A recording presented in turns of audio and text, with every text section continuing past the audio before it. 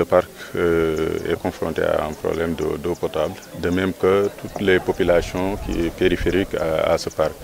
Donc, alors que nous sommes dans une zone humide d'importance internationale, c'est la raison pour laquelle on a accepté la célébration de cette journée ici pour un peu sensibiliser l'opinion sur les priorités en ce qui concerne l'eau pour les populations et aussi l'eau pour les agents de l'État que nous sommes. Vous avez également décidé d'impliquer les jeunes, notamment les élèves, en cette activité.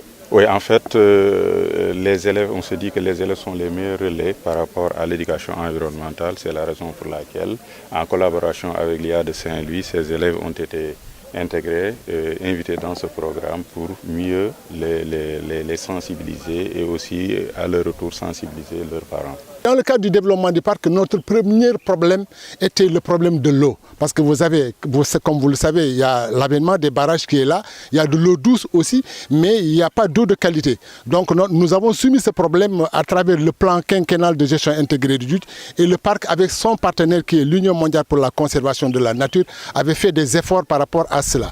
Ils ont construit des châteaux d'eau, nous avons 3 châteaux d'eau au niveau des villages. Ils ont encore acheté un camion citerne, mais vous savez, le camion citerne, pendant l'hivernage, ça, c'est une solution provisoire. Maintenant, depuis 10 ans, le camion citerne n'est plus revenu. Donc, nous retrouvons aujourd'hui sur ce grand problème aussi d'approvisionnement en eau potable.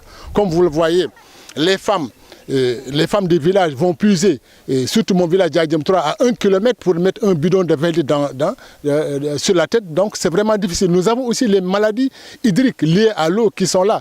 Donc cela vraiment cause, nous avons un très grand problème. Je pense qu'au mois de février, nous avons lancé ici, dans cette zone, les travaux de réalisation de 2 unités de potabilisation qui vont être réalisées par l'OMVS dans le cadre du projet PEGIR.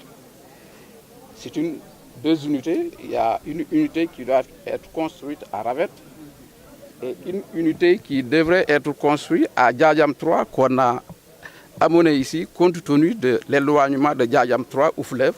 On l'a amené ici pour au moins qu'on soit près du Gorom pour pouvoir au moins prendre de l'eau du Gorom.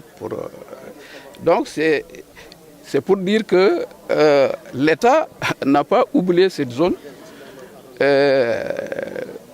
Chaque jour que Dieu fait, le conservateur qui était parti, on discutait de l'accès à l'eau dans cette zone. Et je pense que d'ici quelques mois, d'ici 1 an ou plus tard, cette problématique va être trouvée. On va trouver la solution à cette problématique. Parce que les 2 unités vont alimenter les 6 villages de Ravette à Djoudj. Parce que le campement de Djoudj est compris dans le projet. Donc, c'est ce mot-là, c'est cette assurance-là que je voudrais donner aux populations.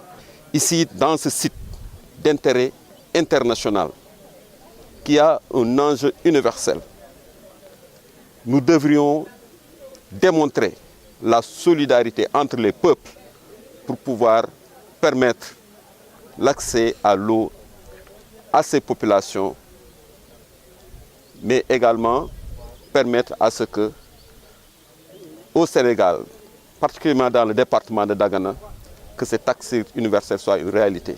C'est ce qui a motivé l'élaboration d'un document qui a fait le diagnostic de la situation, qu'on appelle le plan départemental de développement de l'hydraulique et de l'assainissement, qui a montré qu'il y a encore 30 000 personnes qui sont obligées de faire des kilomètres pour accéder à de l'eau potable. Et pourtant, des solutions existent à travers l'existant si on optimise déjà les ouvrages qui existent à travers des extensions de réseau et de la promotion de branchements particuliers au niveau des ménages. Avec 1,5 milliard, on aura couvert les besoins pour 22 000 personnes. Ce n'est pas innocent le fait qu'on ait choisi aujourd'hui le parc de Djoudj pour célébrer cette journée. Et vous n'êtes pas sans savoir le rôle de patrimoine que constitue ce parc de Djoudj. Mais également, quand on vous dit que les villages sont aux alentours de ce parc ont des problèmes réels d'eau potable. C'est pour cela que la célébration de cette journée aujourd'hui au niveau du parc de Djout véritablement est une nécessité pour sensibiliser les populations mais aussi les autorités sur l'accès de l'eau potable de la population. Ici, surtout, particulièrement dans le parc de Djout.